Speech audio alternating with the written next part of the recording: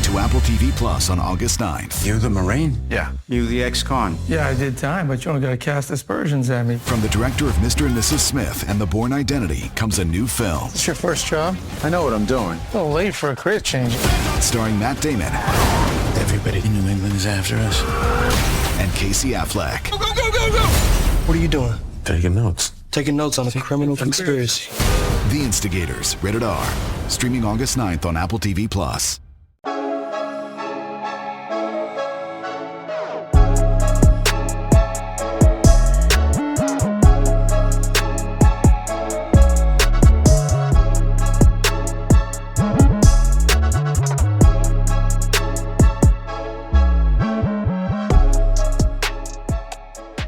Welcome back to the Social Media Derby.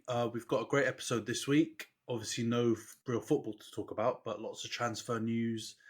And the pre-season Social Media Derby is coming up this weekend. Arsenal versus Man United in America. I believe they're playing in, I think it's LA.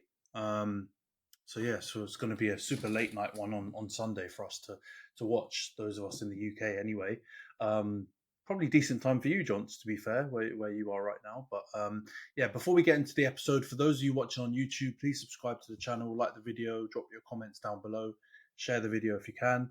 For those listening on Spotify, Apple, or any of the audio-only platforms, please follow, give us a 5-star review if you can. All that stuff helps with the algorithms. How you doing, Johns? You all right? Yeah, I'm doing all right, mate. Not too bad. Moved a lot of stuff over the last few days, but yeah. It's all good now.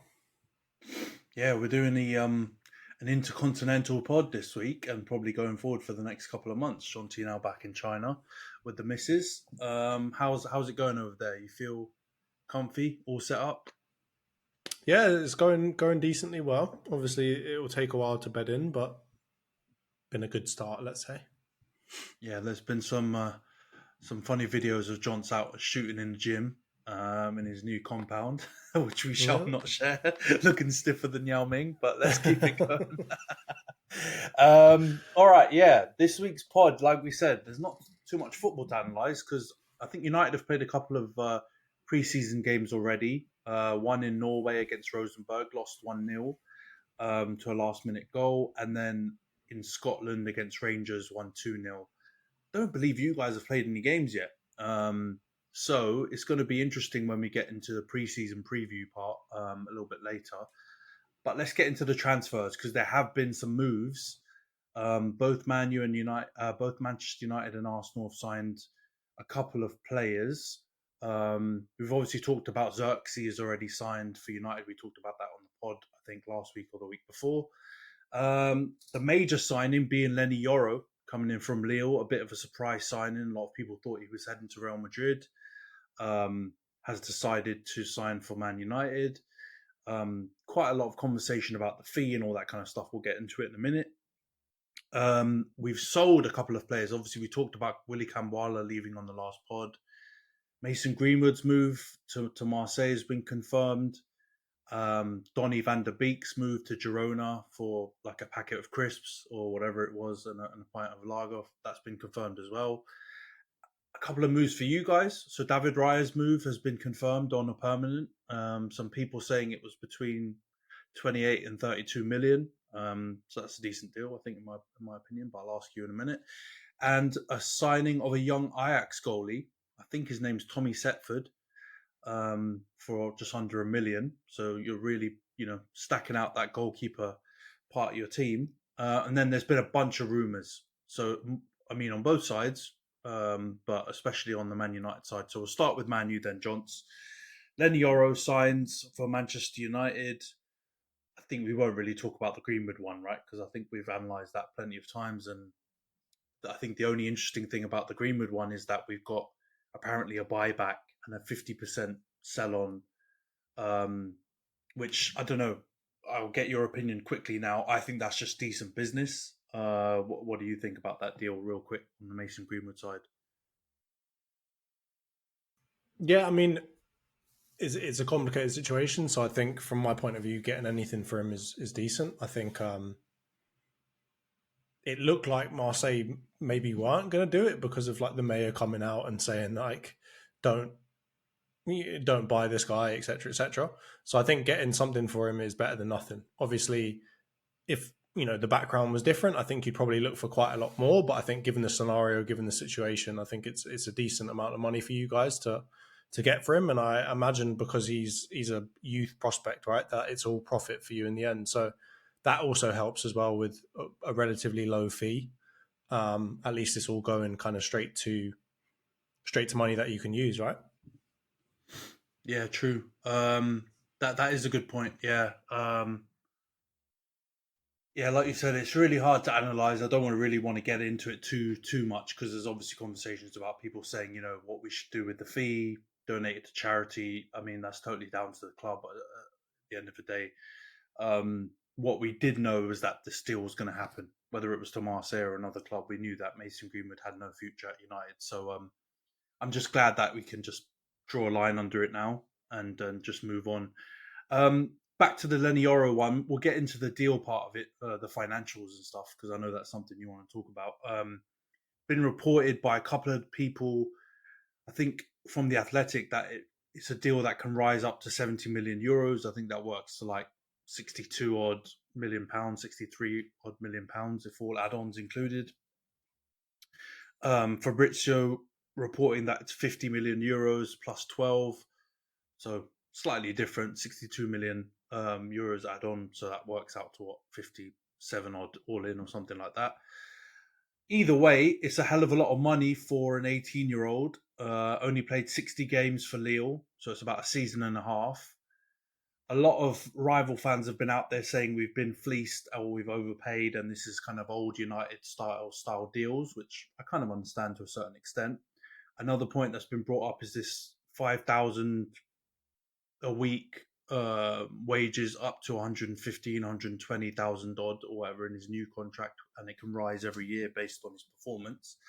What do you think about this deal, Johns, before I share my opinion on both the player itself and himself, and also the financials? Yeah, I mean, from my point of view, I'm not going hard on it as if it's like the worst signing you've ever seen, right? Because obviously Man United, you've seen much worse. But from my point of view, you are overpaying based off of potential, right? Like he's an 18-year-old centre back. He's obviously quite highly regarded by a lot of different teams, a lot of different scouts, etc. As a result, a lot of big interest from big clubs, but no one willing to really pay what you're willing to pay, right? Like I know obviously Real Madrid are probably lowballing it a little bit, but if you're going to go out there and double essentially what they're trying to pay for someone, I think everything points to you overpaying slightly so that you can confirm or get this guy ahead of other teams, right? And I think, not to quote Tacticos on Twitter too much, but from my point of view, like it is a risky signing for you. And it really depends on what else you do in the market as to whether you're being the old United or not, right? Because in my opinion, the old United took took far too many risks on, big name players or players that had some, they had some risk to the transfer, and you ended up paying a lot of money for them in every scenario. And then when they don't work out so well, you've essentially overpaid for somebody who has contributed nothing to your team. So, there was a great thread by No New Thing or whatever his name is on Twitter where he was kind of talking about having to mix up everything you do during a transfer window so that you've got some overpays, some underpays, and hopefully the underpays balance out for any failed overpay, right? And hopefully anything that you overpay for ends up kind of being worth it in the end anyway, right? So I think from your point of view, it really will depend, because he does seem to be a bit of an overpay, a little bit, not a massive amount, just based off of potential and so on. But he does seem to be a bit of an overpay. So it will be interesting to see what else you do in the market, right? Like if you go out there and overpay for Ugarte, or you overpay for Fofana, Zubimendi, some of these other people, Delict, whatever else, and then you combine that with overpaying for Yoro, then I would be tempted to say you are the old United, back at it again. So I'm not. I think the jury's still out. I think he looks good. I think in that first kind of preseason game, he looked really, really good. I think it will all be about how you can develop him, how much playing time he can get, what kind of coaching he can get, what the overall morale is like in the team, and whether it's a good environment for a young player to grow and get better. I think a lot of that stuff is dependent on other things outside of his control at Man United. So, it looks good. A bit of an overpay, but I'm not going to condemn you guys to being the old United just yet. Yeah. Yeah, it's an interesting one, man, because I do agree. And reading that thread, you shared it with me the other day, and we won't get into some of the examples my man used for underpays and overpays because some of them are slightly dodgy. But the general point I completely agree with. A transfer window should be a blend of players that you're hoping to have paid below their market value for because of whatever conditions, and then potentially maybe one or two players that you may have overpaid for, again, maybe because you needed someone in that position more desperately than other positions, or you were overpaying for someone who was your top target, etc. So all of those things are, I think, at play. It would be quite naive of me to just say off the back of two permanent transfers that we've done now in this Ineos era, or whatever you want to call it, that is the case for Lenny Yoro, because I think it's too early to say. However, I would make that assumption. Now, we talked about Xerxes. I think that one is probably not an overpay or an underpay. It's probably just at market value pay, to be perfectly honest, because he's not been super prolific, but he could be that kind of signing. I think the hope is he comes in as that kind of signing, a bit like, a false nine type Firmino type player who comes in and facilitates for other players and doesn't necessarily score loads of goals. If he has that kind of impact, then that can turn into an underpay very quickly. I think if he doesn't bang in loads of goals and just performs in a similar way, for example, than Højlund did in the first season, then I don't even think that's an overpay. I think that's just about the standard cost for a rotational first team player at our, kind of the top six level. So I think there's more potential upside on Xerxes than potentially the downsides. The Yoro one, I think what I've read, obviously you're getting loads of journalists that are coming out as mouthpieces for United, loads of journalists that are coming out with mouthpieces for Real Madrid, for example, in Spain, and then loads of people that are, maybe got agendas against United or whatever. So it's hard to make an informed kind of opinion about Lenny Yoro. But I think what is obvious is if Real Madrid want him, their general targets in the last 5 years have been like young players with massive upside that potentially could be, like a top 5 or top 10 player in their position. That's generally who they've signed, right, in the last 5 years, more than anything. So the scouting on his potential as a player should be there. And I feel like they've gone and overpaid slightly. Like, I agree with you completely, purely based on the fact that he was like a market opportunity. I've read somewhere people have described it as that you have to go for because he's a big superstar potential talent player and you've got to throw your hand in. So I think with the Real Madrid bid that you talked about, they clearly were trying to underbid because their current transfer strategy is to try and get underpays on almost everyone, either free transfers or offer peanuts when the player's in their last year. So I don't really use that as a guide. But I do use the PSG amount as a bit of a guide. And so they offered, I think, 40 to 45 million euros or something along those lines. So I would use that as a decent baseline.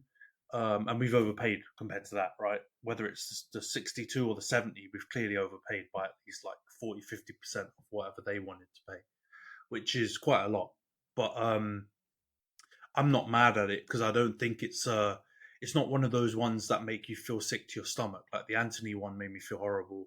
The Maguire one made me feel horrible. At the time, I'll give you another example on the flip side. The Pogba one didn't make me feel horrible. Like I felt like, again, similar, maybe a bit more proven than Yoro, but you felt like you had someone who was going to come in and change the position for you.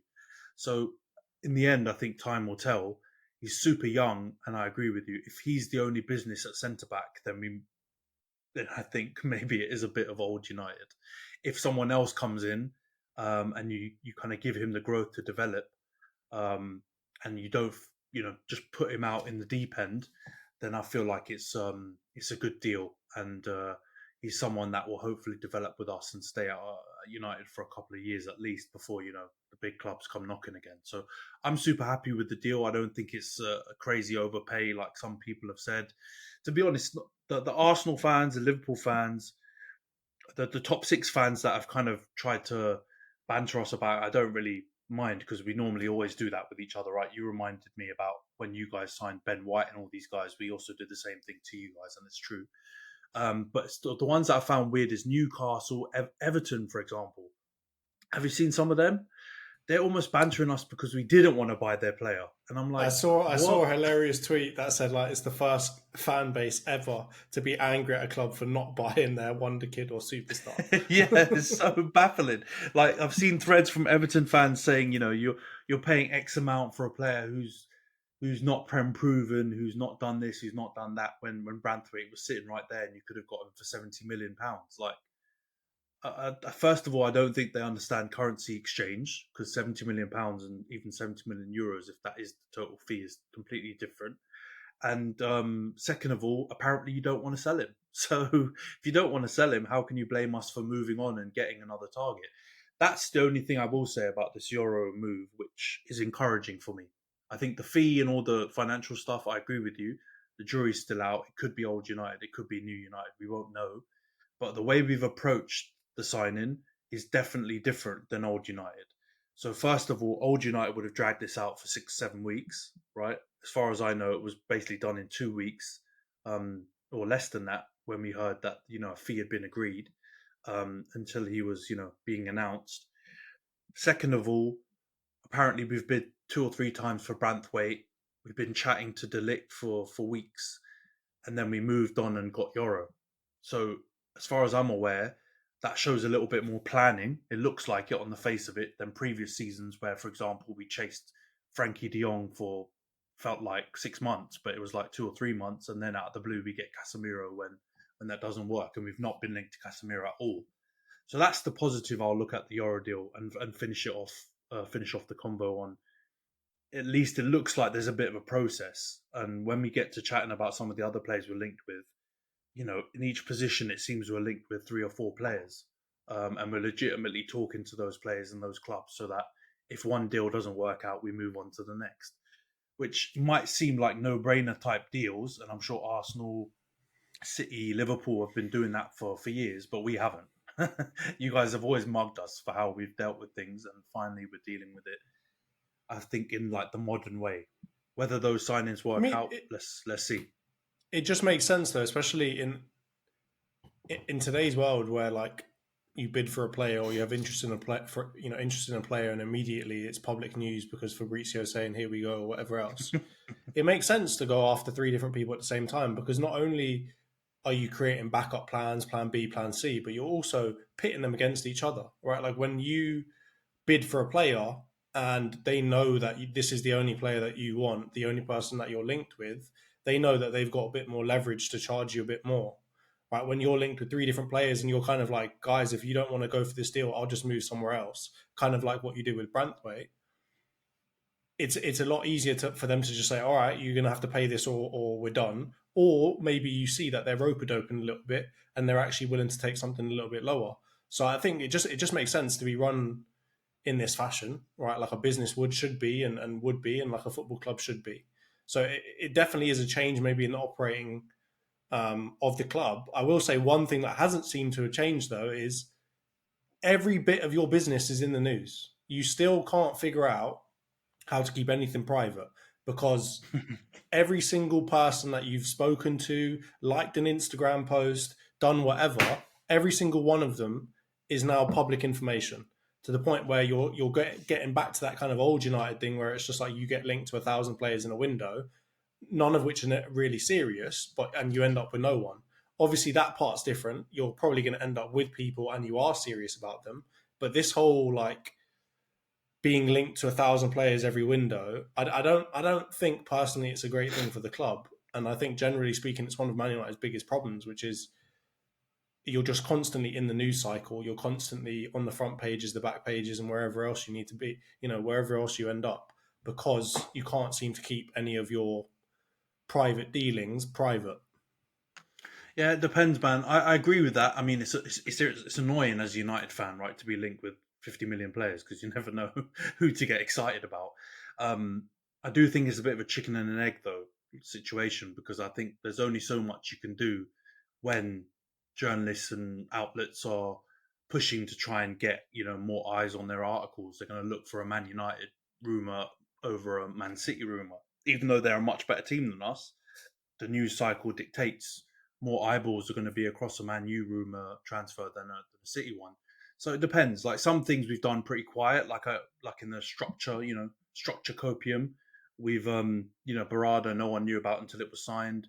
Wilcox was the same. A bunch of that stuff kind of came out of left field.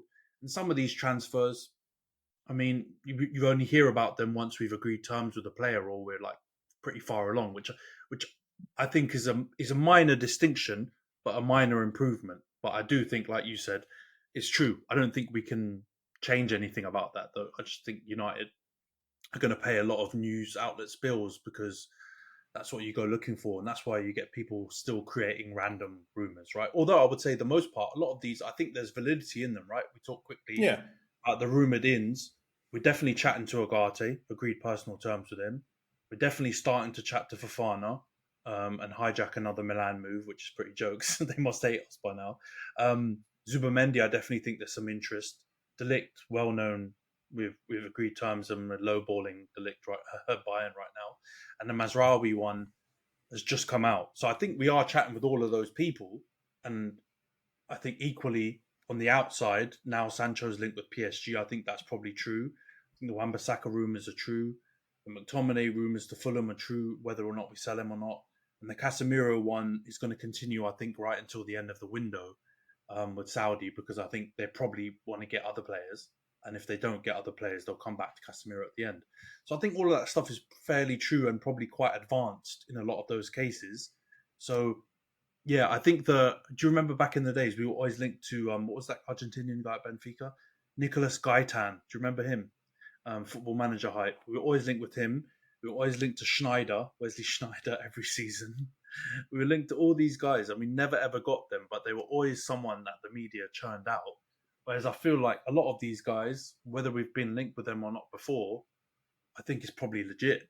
Like, we're definitely looking for a midfielder, right? Whether we get Ugarte, Fofana, or Zubamendi, or Amrabat, who is still being linked with, we probably will get at least one of those guys. Delict we might get still if we sell Lindelof or Maguire, I think. I think that's predicated on one of those guys leaving for sure. Otherwise, we won't get him. And Mazraoui is one of the options if we sell Wan-Bissaka. I think we've also been linked with that Brazilian kid Vanderson at Monaco as well. So it will be one of those links that I think will sign. So it's kind of like, I think now if we sell one player, we're going to get one player in, and probably the only area that's not based on that is midfield. I think we'll get someone in there for sure. But yeah, I think we're operating on that kind of model at the moment because of the PSR and all that kind of stuff. We're now going to have to sell players to bring players in, which I think I'm not unhappy about. We've talked about it bare. I want to flog players. So if all of those players that I've just listed leave Man United, I'm okay. Even the Sancho one, I don't know if you want to pull on that thread, but I'm still okay if we sell him to PSG or anywhere else. And with the ins, I have a preference. Like, I like Delict, I'll be okay with him. I like Mazraoui, I'll be okay with him. In midfield, I lean more towards getting someone like Ugarte in than Zubamendi, even though I really rate Zubamendi, because I feel like we need a dog in midfield. We need like someone who's going to go out there and stick it on people and not necessarily be the most silky playmaker, but just someone to put out fires and essentially do what we had hoped Casemiro was doing. So of that list, I think Ugarte fits it the best. So I would prefer him. But yeah, I don't know if you have an opinion on any of those rumours. No, I think, the Ugarte one we kind of discussed a little bit last time. I think the Fofana, Zubamendi and Mazraoui ones are kind of new, to me at least, or kind of new to the pod. I think I agree with you about Ugarte versus Zubamendi. I think Zubamendi, you kind of saw in that Euros final, he's a bit more of a progressive player than a lot of people probably give him credit for, which is it's not necessarily something you don't want, but it's something that you've kind of got covered now with Kobe. And I think Kobe's main deficiency is the dog part, right? Like he's not defensively going to chase people down left, right, and center. He obviously does press high and he gets interceptions and stuff like that, but he's not like covering ground, isn't it? It's covering exactly. ground. Yeah, he's not like some Uruguayan butcher who's going to go out there and just double foot people and get himself about the pitch. And I think that the Ugarte Mainu link up makes a lot more sense, right? So Ugarte going to go and win the ball, pass it sideways immediately to Kobe, and let Kobe do whatever he needs to do to get it to Bruno or somebody else. Whereas you don't really, you don't really need him to do very much more than that. Zubamendi, I think if you were to buy him, I still think he could play somewhat of an Ugarte role, but you'd be kind of selling him a bit short because I think he can do more than just that. So I think overall, he'd break lines, wouldn't he? Exactly. He's a line breaker, isn't he? Exactly. I mean, it can be useful for us. I think it can be useful. I think we don't have a midfielder like that, so I think he could still work. But I think we'll still have some of the issues you just talked about: covering ground, tackling, blocking. Because he's you don't want somebody going so far forward because you need someone to be back protecting the defense, right? To be fair, he will stay back, but he's more Carrick like, right? True, like but I mean, he can also carry the ball too. Whereas I think Ugarte knows off the ball is where I'm best, and I'm going to stick to that and let you guys ahead of me go and do it. And I think also based off of like underpays versus market potential versus how good they are right now, Ugarte is in a much better position for you to underpay a little bit than Zubamendi. Right, Ugarte's stock is relatively low this season after what happened last season at PSG. It didn't go very well, right? And I'm not going to put that on him because I think PSG is a stinker. Right? It's a bit like Man United, right? It's a good ruiner of players depending depending on what period they're in. Whereas Zubamendi is obviously did well at the Euros, even though he didn't necessarily start games and was behind Rodri and whoever. But I mean, Zubamendi's been linked to Arsenal before. There's loads of people interested in him, and it's likely that you're going to have to pay a little bit more to get him. Whereas Ugarte, I think you could probably pay a little bit less, and I think he could end up overachieving versus that.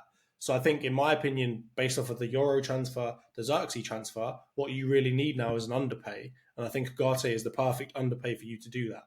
Especially if you try and shift Sancho the other way, right? Like there's some mutual benefit there between the two clubs. So overall, I think Ugarte should be who you go after. I personally don't, I have never really liked the De Ligt transfer. We talked about it on another pod before. I'm not a massive fan of that. And it is really his last show. Despite him being very young, if he does go to you and doesn't do well, he's out to Saudi or to like the 5th or 6th league, maybe Portugal or the Netherlands again. So I don't really like that. But at the end of the day, if you're going to get another centre back, he seems to be the one that is most aligned to actually coming. But I will say this though, like I'm going to ask you this one question about De Ligt, just really quickly. If you go and pay, let's say, 40 million quid for De Ligt, right? You've paid less for him than Yoro. Who gets to start first? Because I know De Ligt's got the seniority, he's got the big clubs, he's got all of that stuff.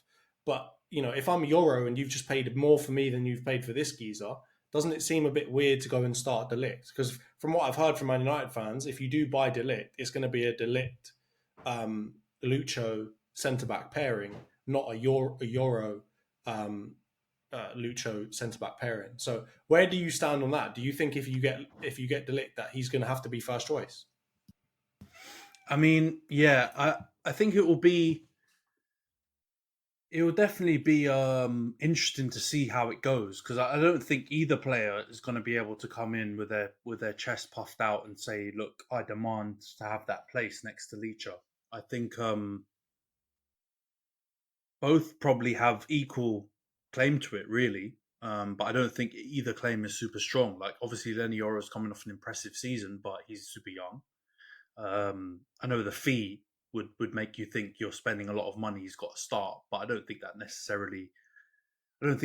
necessarily runs true because we know we're paying a lot for potential, right? So the fee is not based on here and now. It's a lot of it like what you could become.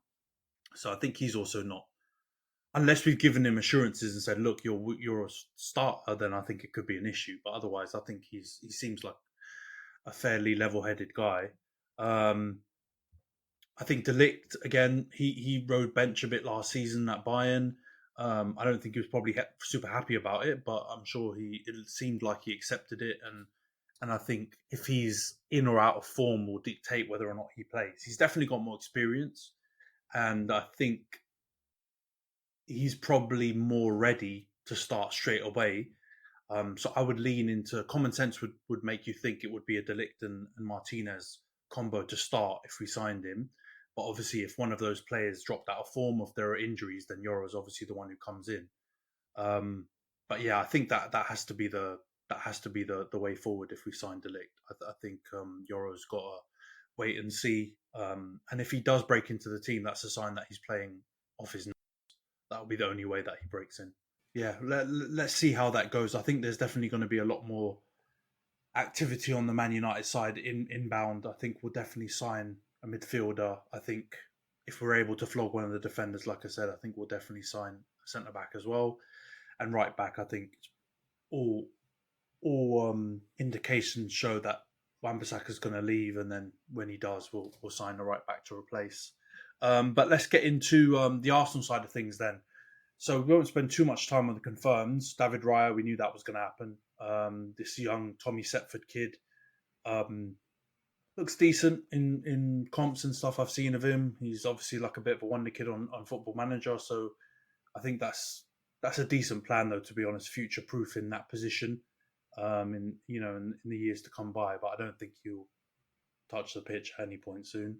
So that's one for the future. But let's get into the rumoured ins then, because there aren't too many. It's literally just Ricardo Calafiori, who we've talked about previously a little bit, but it looks like that deal's going to happen now. In the same way, we got our financial bag. We got in our financial bag just now about the Lenny Yoro deal. How do you feel about this Calafiori deal? Because he was very much linked with Juventus. It seems like a bit of a similar scenario happened where, there's all these things saying he really wanted to play for Juventus, but they stuck a bit of a lowball deal in. And we've talked about it on previous pods. Bologna said, F you, you've stolen our manager. You're going to pay a lot of money for him. Otherwise, he's not coming to you, and you've swooped in to do the deal. How do you feel about it? I think, is it 40 plus 5 or is it 45 plus 5? I can't remember. It's one of those ones. But how do you feel about it? Yeah, no, I feel good about it. I think, like I said before, if he comes in and plays left back, then that's exactly what I'm looking for to upgrade our team. Obviously, I've mentioned other positions that we're looking for, like a DM, a centre forward, etc. Those are obviously still key positions and still priorities for me, at least as an Arsenal fan. But the left back position has always been somewhat shaky, right? Like we've had good people able to fill into it. Whether it's Tomiyasu or Kiwior, they both kind of stepped up, especially Kiwior improved a lot from versus like his first appearances for us. But still, we needed really a stable player to play in that position, somebody that we trust to be able to do that well. And I think Calafiori could be that player. So overall, I'm happy with it. Right, if I ignore the transfer fee and whatever else, I'm happy with the idea of buying him. I'm a little bit upset with the fee, but I kind of understand why it just ends up going like that, right? I think Bologna obviously are not stupid, right? They've always got Juventus as the backup to give it to them if Arsenal keep lowballing or whatever else. But I think they've used their position wisely, and I think they've used his form at the Euros wisely to try and drive a little bit more. And I think we've talked about it many times before. I hate this whole thing that goes on after the Euros where people get bigged up to be the best players ever because they perform decently well in an international tournament, right? Enzo Fernandez is a great example of that, but there have been many others before, right? James Rodriguez went crazy after that performance for Colombia. Everyone wanted to buy him, etc., etc., and he turned out to be not as good as we all thought. Same goes currently. I know the jury's still out, but same goes for Enzo right now. And he's looking to be personality-wise also not a great signing. So I think that kind of annoys me, and that kind of leads into the fact that we're going to have to pay quite a lot of money for Calafiori. I think he's probably the right age, though. I would say that. Like I'm at least happy that he's like in the 22, 23 range. I think that's a good sign for us in terms of what are we trying to do next, right? Like if I saw us go and buy an 18-year-old, and I'm not like throwing shots at Yoro or anything, but I think that we're not really serious about trying to go and win the league next year. So we really needed somebody to be in or close to their prime so that we can go and push Man City, Liverpool, whoever else hard this year in the Premier League. So I think overall, I'm happy with the deal. I think obviously it's a decent amount of money and leaves a lot less for us to, I guess, go for a striker or go for a DM. And I'm actually starting to get worried now that on the DM, at least, we're definitely not going to get one. So, it's a good signing, but it does have implications for the other transfers and the other targets that we might have. So the jury will have to be out until we get to the end of this transfer window and I see who else we've been able to buy. If this ends up being the only signing of the window, I'm going to be slightly disappointed, not with the individual quality of the signing, but just with the fact that, we've gone and strengthened the part that was our biggest strength and not strengthened the part that was arguably our biggest weakness in our striker. So, yeah, overall happy with it. It's a decent amount of money. I'm sure you're going to bring it up. It's pretty close to what you're paying for Yoro. But yeah, overall happy with it. Yeah, it's just pettiness, to be honest, when we talk about Calafiori and the fee, because I don't think the numbers are astronomical.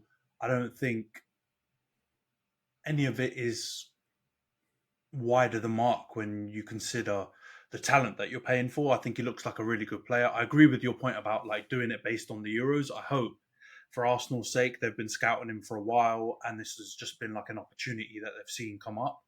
And it's not a case of reacting purely based off the Euros, because as good as he was, he played 3 games, right? He didn't even play like a whole tournament worth of games. He literally played the group stage. He was banned because of yellow cards in the round of 16 and you didn't see him again. So I hope it's based on that, not based on just the Euros, and it's based on, the most suitability for the position, which I do think it works a lot for the left-hand side. I think it makes complete sense logically, right? Mirroring kind of Ben White-ishness on the right-hand side. But yeah, financially, I do think you've probably overpaid slightly looking at what Juve were paying for or looking to pay for him and the amount of games he's played, because I think he's played top-level games. It's quite similar to Yoro, actually, if not maybe slightly less, because I think he was knocking around in the youth teams and stuff for Bologna and Roma and stuff like that before. But I think it'll probably be a signing that ends up. I think the big issue for him is like his fitness. I saw some stuff about his like injury record being pretty bad, and he's had quite a lot of injuries for a young player. So I think that's probably the biggest. I would have the biggest concern around that if I was an Arsenal fan, because the fee is par for the course. He obviously looks like a really good player. Positionally, it makes sense. But if he's out like Thomas Partey like length of time, then I think we'll probably come back on this pod and you'll be raging, because that is a position, that left back position, you really need to settle down now. And probably the only slight weakness in your defence, I think all of the rest of your defence is Premier League winning level. Even Raya's getting to a level where I feel like he's not going to hurt your cause. But that left back position is something that you need to look for. But yeah, pettiness. You guys can go on Twitter and see threads about Calafiori and threads about Yoro and threads about how our clubs are being stupid with money. Let's talk about rumoured outs then. And there's a player that has been actually getting a lot of coverage on socials, even though he's a youth player, and he's actually apparently going to be going between us. And it's this kid, Chido Obi Martin, the Arsenal guy who's been apparently a bit of a gunman, scored 10 against Liverpool, I think it is, which for a United fan, come on, mate. You've endeared yourself to us already, scoring 10 against Liverpool. But apparently he's going to go from Arsenal. He's refused a contract at Arsenal and he's been to Carrington and a bunch of German clubs. He might be going to United. I mean, he's a youth player. I can see all the hype online and people, doing the Van Persie Mark II type stuff. But let's definitely chill out on that. He's very young. And if it is rumoured that we're paying him huge amounts, kind of like that youth player going from Chelsea to Liverpool, you know what? I would agree with you and another rival fans saying United are moving like old United, because I hope we aren't paying some crazy pay packet for a young player, regardless if you score in 10 against Liverpool. I think you've got to be logical. Playing a youth player that much is ridiculous. But let's get into the legit ones, Johns, because I'm sure you don't give two monkeys about a youth player going between us. But Nketiah linked with Marseille. Smith Rowe, who we talked about on last week's pod, still being heavily linked with Palace and Fulham. Apparently the price has now, or the bids have now reached 25 to 30 million, but you guys are still holding out for a bit more. Let's start with the Nketiah one. How do you feel about that? And Marseille, where have they got all this money from? They bought Greenwood from us, Højbjerg from Tottenham, and now they're trying to get Nketiah. How do you feel about that move? Yeah, I mean, I'm okay with it. You know, I've said before, I think Nketiah kind of had somewhat of a chance. I think if we were in a slightly worse position, he'd be given more of a chance. But based off the fact that we're trying to go and win things, he's not really fitting into the picture.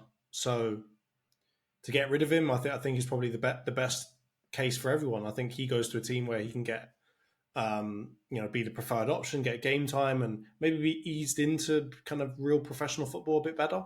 It's really difficult to come straight from, reserve teams and youth teams and come into, a team that's really trying to fire and has high expectations. So I think going to Marseille would make sense. It gets the media off his back for a while. He gets to just focus on playing football for a good heritage team in France.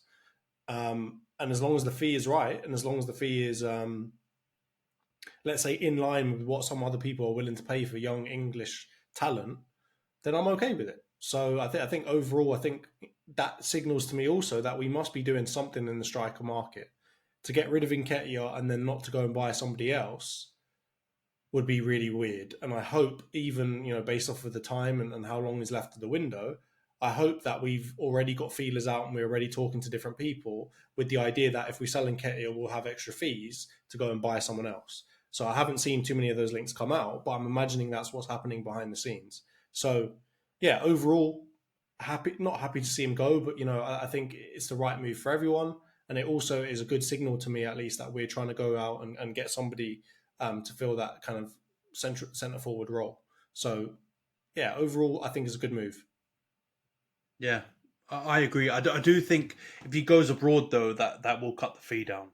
Let's be honest. If it was a Premier League, if it was a Premier League club, you could lean on the English tax. You could lean on Prem proven. You could, clubs would have no excuse but to pay what close to whatever fee you're looking for because of the TV money. But Marseille, even if they are suddenly just sitting on a pot of gold, they're probably not going to pay the numbers we've heard banded. What was it, 50 million we heard banded about before? You're definitely not getting that. Yeah, and I think on that note, though, I think with Nketiah, there wasn't all that much interest, or at least serious interest from other Premier League teams. So I think the whole 50 million thing was just us speaking into the wind, because no one really cared in the Premier League to go and pay 50 million for him. So I think that was just kind of us trying to say, all right, if we're going to sell him to another Premier League team, you're not going to have to pay. I think overall we probably saw that there wasn't that much interest in him, and now we're like, all right, we might have to sell him to Marseille for a lower fee, but at least he's not going to another Premier League team. Maybe we could stick a buyback option in there. We could do something that maybe sweetens the deal on our end, and at least makes it a bit more palatable for us. But I just think that there wasn't enough interest in him, and as a result, we're just going to have to take what we can get to get rid of him to go to Marseille. So I understand what you're talking about. I think overseas generally we tend to get less money, which makes sense. But overall, I'm not unhappy if he goes to Marseille for 15 million or whatever else, because if it was 5 million, I'd be outraged. But you'd be back on your kidnap Fabrizio vibes. Exactly. Or if it's 15, then I'm okay with that. Yeah, I mean, I get it. It's probably a bit of both, right? If you sell him in the Premier League, you kind of do have to try and fleece clubs because there's a likelihood or there's a chance that he comes back and bites you on the backside, isn't it? Because you're going to play them and he could score and he could do whatever. So if you sell him abroad, you chop down the price. You probably add a sell on or a buyback because the risk is minimal. If he bangs, you can buy him back again, or he goes off somewhere else and you make some money off him. But it's very unlikely Marseille are going to come back to haunt Arsenal, at some point in the future. So I think it all makes sense. What about the Smith Rowe stuff we talked about last week? So we don't have to delve into it. It looks like the money's hitting the kind of numbers you were talking about being comfortable with. Do you think it's? Do you think now you guys are kind of maybe going a bit far, trying to squeeze a bit extra money out of Crystal Palace or Fulham, or do you think it goes back to your we know you've got money, pay up type claims from last week? I think it's just a negotiation tactic from us. I think we're going to say, you know what, you are getting close to a number that we're happy with, but we'll keep pushing it to see how much further we can go. And I'm imagining we're not like firmly putting our foot down and saying, all right, 40 million, otherwise you can go away. Don't talk to me unless it's 40. I imagine it's like, oh, what about if we add on a clause to get another extra 5 million in 3 years' time or whatever else? Like we're probably trying to play the game a little bit, which I'm happy to see because I think that is what the big clubs tend to do. They drag things out a little bit. They try and waste out some more of the transfer window so that people are in worse positions, try and put them into a position where they have to overpay for somebody. So it makes sense. But I genuinely don't think Crystal Palace or Fulham are going to go up any higher. So I think in the end, probably in a couple of weeks' time, we'll see that we've accepted it and he'll be moving to one of those two teams. So, like I said before, I'm not all that happy about him leaving because, you know, there's a lot of history with Emile Smith-Rowe at Arsenal and obviously the fan base loves him. But at the end of the day, again, it could be a best situation for everyone type of deal where, you know, he goes to a team that is a good mid-table team where he can get, you know, some shine. He can be their number one option. He can do whatever else. And he can actually get some time to really grow his career.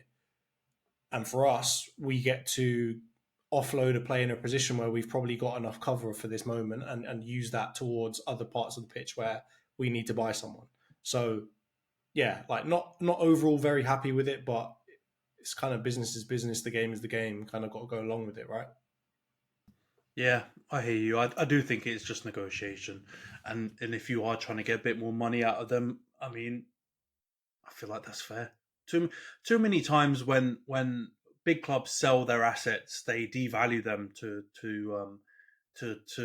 mid table or lower table teams, or and it makes no sense. Back in the days, it kind of did because the TV money wasn't what it was, and smaller clubs, I feel like it was fair to ask less money from them because, you kind of want to protect the pyramid in a certain way. But at this point, selling to Palace or Fulham, like you said on the last pod, we all watch the news. We all know, we're all listening to Fabrizio and Ornstein and all those guys. And we know the money that they're raking in from player sales and from television money. So they've got the money to actually pay for Smith Rowe. And if you get him for 35 million or whatever it is, the extra 5 that you're asking for, it still could be a very good deal for them. And they still could flip that player in the future for potentially close to double that if he bangs. So I think you just get whatever money you feel comfortable with. And like you said, there might be some extra emotional element to Emile Smith Rowe as well too, because of how he burst onto the scene and it was him and Saka that were kind of helping you guys when you were in the doo-doo, when you were struggling. So I hear it. Let's see how that goes in the next couple of weeks. I do think you'll probably sell either one of those players or both of them in the next couple of weeks. I think probably in the last 3 weeks or so before the season starts, I think you'll see a lot of these deals get done. So I think we'll have a lot more confirmed to talk about in the coming weeks. All right, Johns, let's wrap up that transfer segment here. Before we get on to the preview part, I just want to touch on something that I didn't include in the rundown. We haven't talked about yet, but there's been a lot of slightly unsavoury incidents happening in the last couple of weeks when it comes to football. And obviously you talked about Enzo a little bit earlier, but also, I don't know if you saw it, there was an incident where Wolves played Como in Italy, and apparently Hwang Hee-chan was racially abused by one of the Como players. And big up Daniel Podence, because he apparently chinned the guy afterwards to back up Hwang Hee-chan. I don't know if you read anything about Bentancur made some slightly dodgy comments about South Korean players all looking alike, apparently. And Son had to come out and kind of, back him up. And then obviously this Enzo stuff that's happened off the back of the Copa America. For those of you who've been living under a rock, him and pretty much all the team were singing a slightly dodgy and definitely racial undertone based song about the French national team. I have no idea why they were singing it. And I'm not laughing because it's funny, but just because it makes no sense. Like, France are not even involved in Copa. I don't think Argentina and France have this big, long, historic rivalry either. So, I kind of understand it when Argentina and England maybe have a bit of back and forth because we've had some run-ins in history, or England and Germany, etc. But France and Argentina is a weird one. But first of all, yeah, what's your take on the Enzo stuff, Johns? Because I mean, my take is that it's ridiculous. But I do think all of our clubs that have Argentinian players that were on that bus need to deal with it in a way, and he's probably getting a lot of the flack for everyone because his face is the prominent one in the video. But I do think it's something that needs to be investigated. But what do you think, mate? Yeah, I mean, I've seen a lot of like difference of opinion here, mainly in Instagram comments, basically, right? Like some people saying, "Oh, he didn't say anything racist." Some people saying he did say something racist, and I kind of pose it like this: do they sing the same thing about Alexis McAllister, or do they say the same thing about any of their players that they've got in their team right now that aren't of, ethnically Argentinian descent? Because that's essentially what they've gone and said about France. And it's such an annoying trope that it comes across, and I think it gets blown out of proportion very frequently, where they all say, if you look at the France team, most of them have African heritage or whatever else. And it's such a stupid thing to say in this day and age, where we're talking about countries that have had immigration into their countries for many, many years now. And so to expect that you're not going to have anybody that is of a different, I guess, heritage playing in your national team is ridiculous, right? Like if you looked at the Arsenal team, at the England team, you probably could say the same thing about Saka's and and various different players in our team.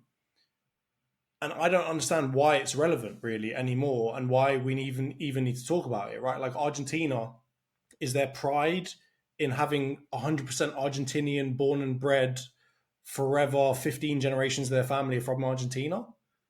What pride is there in that? I mean, exactly, and it's not even true because, I mean, if we all look at Argentina's history and the history of South America, right, we know what happened there, and we know what the Spanish conquistadors did. So no one is really in this high horse position to try to say any of that stuff. So I think it's just ridiculous. And on top of that, you've just won the Copa America, which has absolutely nothing to do with France. Why do you need to sing about them, right? Like the game against France in the World Cup final wasn't some like 15 yellow cards, 2 red cards type of affair. I don't understand why you guys need to hold this grudge against this team that have won it more times than won it in the last 20 years more times than you have, right? Like you just won one. They've been banging them in for a while now, banging in Euros, banging in whatever, and now you guys need to talk about them. It doesn't make any sense. And then you come at it from the angle that Enzo literally plays with players in that team. You're just like, this is the dumbest act I've ever seen. And maybe it's not overtly racist. He didn't come out and say the N-word or whatever else. But it's just the dumbest move. And it clearly has racial undertones that are just not really relevant to today's society anymore. So I think it stinks. And I think, I wouldn't be surprised if this is the downfall of Enzo in the Premier League. Right? I think that, he's now tainted himself with this brush. Fofana came out and kind of condemned him, and now people are getting onto him about it. And you're thinking, why are you coming after him? He's essentially the victim of this. Like, it doesn't make any sense. So I think there's, it's not going to be easy to come back from this. And I honestly don't really feel like he needs to come back from it because, let's say that, you go and double foot somebody or you headbutt somebody or you kick a fan or whatever else. I feel like that's something you can come back from, right? You can say, oh, it was anger in the moment. I'm sorry I did it, whatever else. You move on, you do what you need to do. But this just, you're not in a moment of anger. You're actually in a moment of celebration and you come out and say this kind of stuff. It doesn't make any sense to me. So I just think that it was the stupidest thing ever to do. It makes absolutely no sense as a slur. It makes absolutely no sense as a teammate of players that play in that team. And it makes no sense based off of the fact that you're a hypocrite because you've got players of Scottish or Irish heritage that are playing for your team right now. So, yeah, overall it stinks. And I do think that other teams that have Argentinian players that were on that bus should come out and at least acknowledge that this happened, right? Maybe their players weren't singing it, maybe their players weren't involved, but they should acknowledge that it happened, and they should acknowledge that it's not the right thing to do, right? Whether their players were involved in it or not, they should have some responsibility to say, this is not on, this is not right. We shouldn't have to leave it up to the French Federation to have to come out and say this, that, and the other. No, we should all stand together to say, this doesn't belong in the game.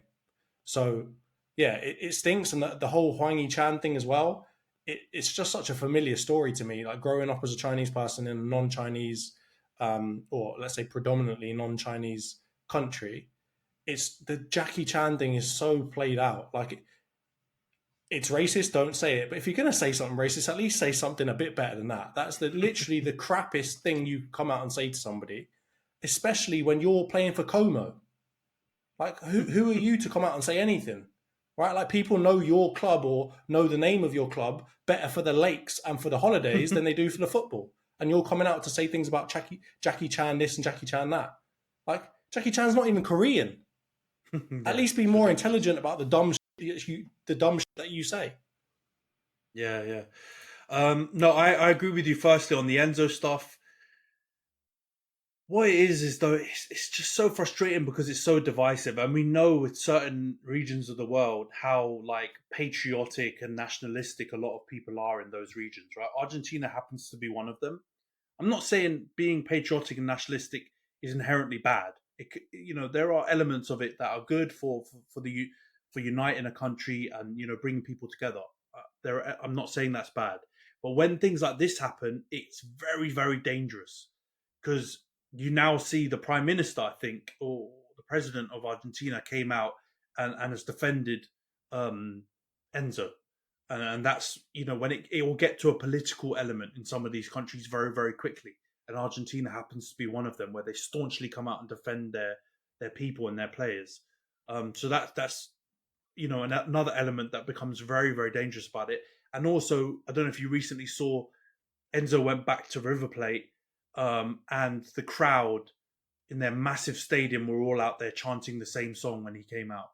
So while people might say, "Oh, it's innocuous," or "He's apologized for it, let's draw a line under it," unfortunately we can't.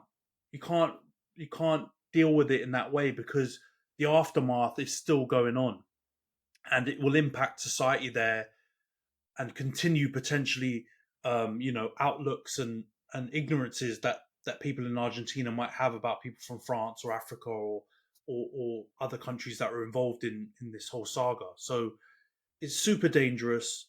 I agree with you though. It shouldn't all fall on Enzo, even if he is the biggest culprit because he was recording and live streaming it. Everyone that had a player on that bus should be investigating him at the bare minimum to find out whether their players were involved in it, and in the future how that supporting their players to be actively speaking out against this type of behavior in the future. And speaking on behalf of a club that has two players definitely on that bus in Lisandro Martinez and Alejandro Garnacho, I hope Man United are doing that. And if they're not, then I'll condemn my club on that behalf because we should be doing more to prevent that kind of rubbish. On the Huang Hee-chan and Bentancur stuff, the Huang Hee-chan stuff, like you said, it's just duck off for water's back at what am I saying? Duck off for water's back. Water for ducks back at this point. It's first of all terrible joke. Second of all, not even a shock. Third of all, people should be making a bigger deal out of it than they are, because unfortunately this is the type of subtle racism against East Asian players and East Asian people in society that gets underreported and ignored. Big up Daniel Podence for chinning the guy. You need maybe not violence in all these cases, but you need someone to support you in these kind of cases. Also, big up Wesley Fofana for speaking out, and the other French players that spoke out against Enzo, and the Son thing with Bentancur. Just another example of maybe misconceptions and ignorances people have in certain parts of the world about different races, and I hope that Heung-min Son is not only dealing with things publicly, but also in the background trying to educate Bentancur on what he said and how it was wrong. Because it's not enough to get an apology. You need to try and help people prevent that kind of stuff happening again in the future. But let's move on, John. So I think we've talked about that long enough. I think hopefully the people listening to this know that all three of those incidents were bad, and we need to try and move on from it in a positive sense, and not just sweep it under the rug, but educate people on why those things are wrong. Let's get into the preview then, Johns. Arsenal versus Man United.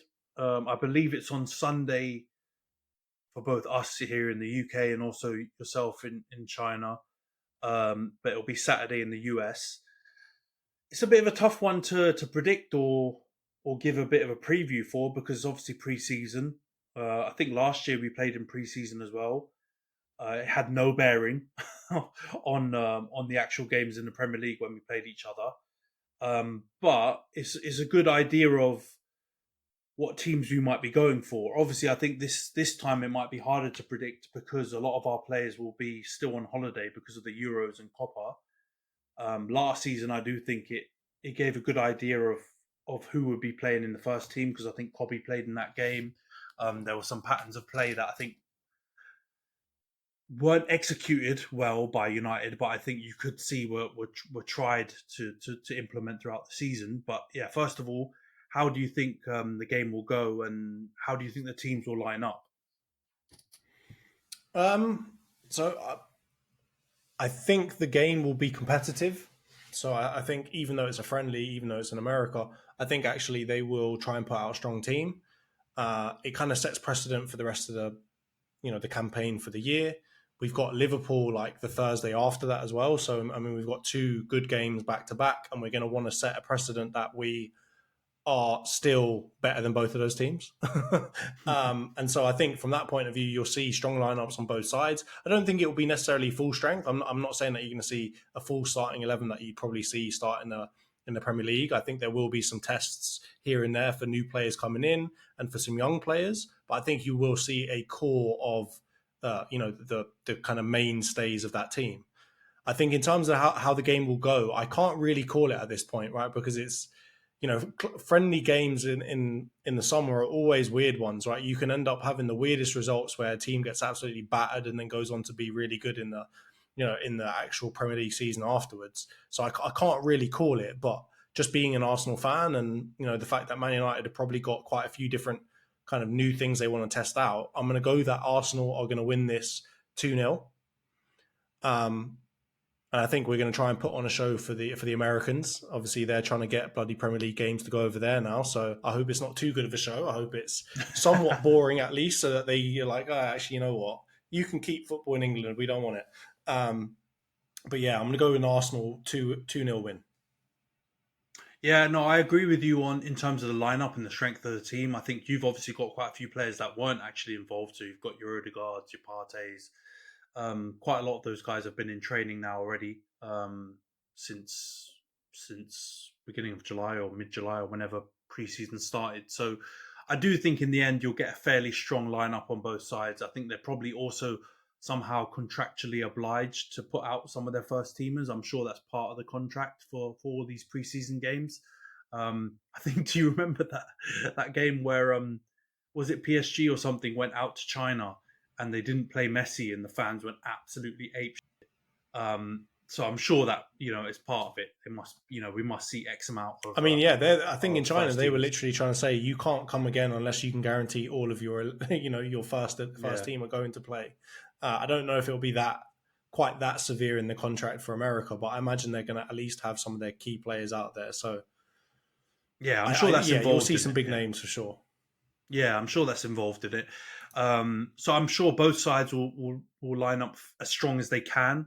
I think the key word is the keywords are as they can, because obviously both clubs are missing some of their first teamers, as I said before. So I do think that will mean it'll probably be a game of two halves. Most likely the first half you'll see as full strength as you can, and it'll probably be really competitive. And the second half will be the joker, because you'll probably see both teams will make mass changes. A lot of young players will come on, and I think then it's a crapshoot. You don't know what will happen. And that's generally when you get some of those kind of crazy results in pre-season, when you've got a bunch of young players playing on both sides, and there's a bit of a disparity in the levels. So I think it'll be an interesting game. I'm definitely going to try and tune in if I can stay awake that late on the Sunday morning, because I do think it'll be. I don't think it'll be an indication, like you said. We've both had pre-seasons where we've either been stinking it up and performing poorly, or the opposite, performing amazingly, and that has no bearing on the season. So I don't think it will be a huge indicator on how the season will go. I do think the style of play, patterns of play thing will probably be the only thing to be super interesting, though, because I think regardless of the personnel, both Arteta and Ten Hag will look to play a certain style of football that they're probably going to want to implement in the season. So it'll be good from a tactico standpoint as to how the game goes. But I'm going to go for 2-1 Man United, but I think it will be probably a case of the second half swinging it one way or the other, either bringing Arsenal back into the game or winning the game on that side, or the opposite for United, because I think second half you'll see all of our youngsters. I'm sure we'll see all of your youngsters, and it'll be quite hard to predict. But I think it'll be good. I do like this pre-season setup where you're actually playing proper teams, because I think you've mentioned it on previous pods where pre-season you'd go out and you'd play a bunch of, I don't know, MLS All-Stars and all these kind of players, and these teams where it's not really benefiting our club, right? In terms of competitive football. I do think you've been dealt a bit of a tough hand playing Arsenal and Liverpool in pre-season, though, because I do think that might swing it to the other side where you actually want to have a blend of difficulty and styles, etc. And if you're just playing a bunch of Premier League teams, I think there's a bit of cat and mouse with playing those big teams, because you might not want to show your hand completely. But for the spectators, I'm sure it'll be good. But yeah, I agree with you. I really hope there's not a 39th game in bloody Dallas or Atlanta in the future, because we don't want to Americanize football too much. But I do think it's good for the foreign fans, right? Like, I hope they don't just do this every year, because it seems like every year they go to America. I hope they switch up sometimes, go out to China again, go to Japan, Korea, because it does seem to be a bit premeditated now. So Arsenal, United, Liverpool tend to always go to America now, and or predominantly go to America, and then your Tottenhams go out to Korea and Japan, where they, obviously Son and all that, they have a big fan base. So it would be nice to see them mix around a bit and give the foreign fans in all the different areas a chance to see their teams. Because if you are based in Beijing, when the hell are you going to be able to see Man United or Arsenal? Otherwise, you're going to have to make the trip. So it is good for the foreign fans to be able to see their teams, and hopefully it's a good game, and hopefully United win. And yeah, it's at least a good opportunity for us to see some of our young players and new signings, because I do think Yoro will probably get 45 minutes again. Yeah. And I'm sure your youngsters and our youngsters will get a good chance at a run out. But yeah, we'll wrap up the pod here, Johns. Been good chatting with you, man, and good to see that this setup has worked. Because for the listeners and viewers out there, there's always a bit of worry about whether or not the setup works when Johns is out of the UK. But yeah, thank God it's worked, and fingers crossed it stays working. But yeah, man, good chat as always, and we'll see you guys next week. Cheers, Ant. Cheers, everyone.